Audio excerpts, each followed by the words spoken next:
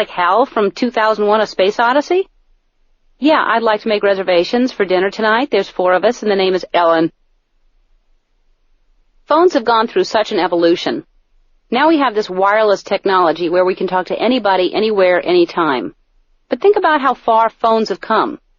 You remember there was a time when there was one phone in the house, when cord was just being invented? There was a shortage of cord back then. Maybe you had a foot or 2 from the wall of the phone. Back then, when you said you were on the phone, you were on the phone. You had to be there. Then the kitchen wall phone came along. Usually a lovely mustard or an avocado green. Had a long, 90-foot-long cord that allowed you to walk all around the house, clearing tables, wrapping around dogs.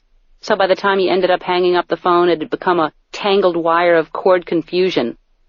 But what was fun about that was every once in a while you'd hold the phone upside down by the cord and let that thing spin and spin around and around till it found its center.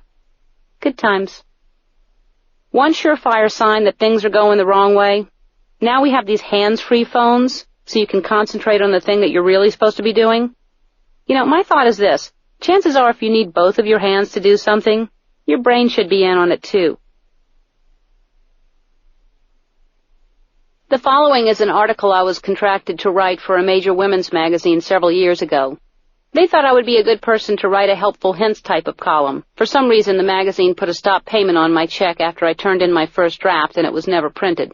Just goes to show, some people just aren't ready for true innovation. Penny pinching for today's gal, or how to land a man. Hey ladies, have you ever found yourself in a financial low with no dough but some place to go? Well, I'm here to tell you that you don't need money to make it happen. You just need a little creativity and a lot of spunk. I've compiled the tricks and tips that I've used over the years to get past my empty wallet and get down to business, or even better, pleasure. Warning, the following tips were concocted and used in a time of crisis and may be dangerous to your health and/or pride. Looking good.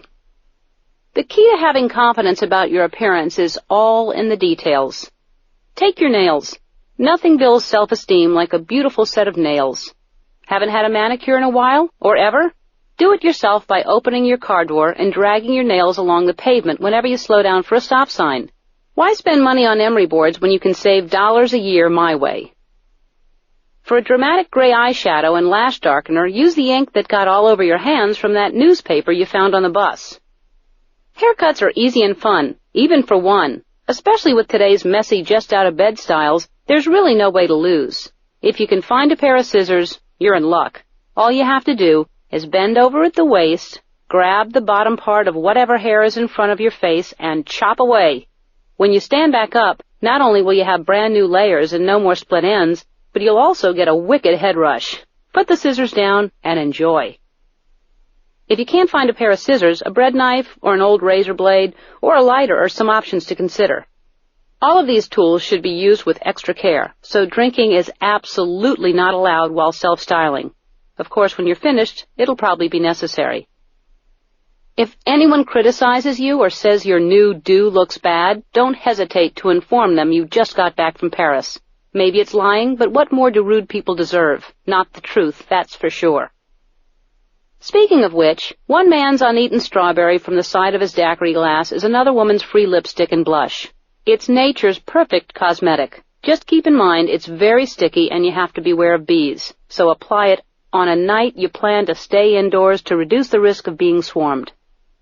I made the mistake once of applying my berry glow in a 7-Eleven parking lot. One minute I was a beautiful strawberry juice princess staring at my reflection in the rearview mirror, adding up how much I'll save by using fruit as makeup every day for a year, $123.93, and the next minute my head was covered in bees. Isn't Mother Nature a fickle, stinging prankster? That's why my personal motto is, when life gives you lemons, use the juice to bleach your mustache. Food is relative. Everyone knows you can make a delicious meal by going to a restaurant, ordering a bowl of hot water, and squirting packets of ketchup into it, thereby creating your own version of a tomato soup. This is called the hobo's delight, and there's no shame in enjoying it, even at the finest eating establishments. Keep in mind it's fat-free and ready to make. Now, here's a modern spin on this 1950s approach.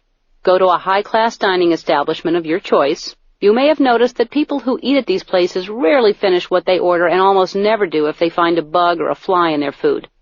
Take advantage of this tendency by going to your local novelty store, buying a plastic insect — you can get them real cheap if it's not close to Halloween — and placing it in their food so that they leave it untouched for you to swoop in on when they've stormed off in a huff. All you have to do is divert them before they start eating, maybe by saying, "Hey, is that $1 million bill on the ground by your foot?" They'll bend down because they're greedy, and when they do, throw the plastic fly or spider or iguana or rubber garden snake or plastic flamingo or fake parrot or even a real parrot onto their plate. A real parrot would be best because they're so loud and brightly colored. They're sure to offend anyone. But then you'd need a well-trained parrot, and those parrot lessons can be very expensive, unless you know where to go. Luckily I do, but that will have to wait until my next column.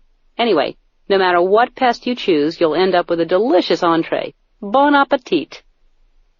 And don't forget, you have the right to beverages. A lot of people don't know this, but in some states you do not have to pay for your soft drinks if you tell the bartender that you're the group's designated driver. This may be a problem, as you must have a group to drive in order to take advantage of this brilliant piece of legislature. Keep in mind, most drunk people are relatively friendly, so sidle up to a couple of people talking at the bar, make sure the bartender can see you, wait until someone makes a joke, laugh as loud as you can, and then immediately order a Dr. Pepper. It also doesn't hurt to be constantly jangling your keys and saying things aloud like, "Yep, suck 'em up, you guys. I've totally got the situation covered." Maybe for effect, slap one of the drinkers on the back in a friendly way, but get ready to run if they happen to notice. Home sweet car. You know, you can park overnight for free at a gas station by putting a note under your wiper saying that you broke down and have gone for help. Usually people break down and walk to a gas station, so this reversal of logic will baffle and bemuse the attendants. Be sure to tape newspaper up in the back window so they don't catch on that you're camping out in their gasoline forest. In the morning, wash your hair with hand soap and dry it with the hand dryer in their patrons-only bathroom.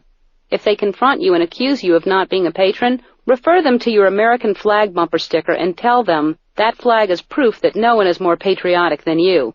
Immediately begin a rousing chorus of "This Land is Your Land" and sneak away sometime during the first verse. I suggest before "That Lonesome Byway," which is usually the last line anyone knows for sure in that song. These, of course, are just a sampling of the many ways I've found to cut corners. You can always come up with your own methods. All it takes is a little imagination and that old mother of invention, desperation. And stay tuned. Next week you'll learn how to make your own perfume out of rotten fruit, and, of course, where to get free parrot lessons. Until then, helpfully hinting, Ellen. Working it out. Dieting has to be one of the hardest things for a human being to do.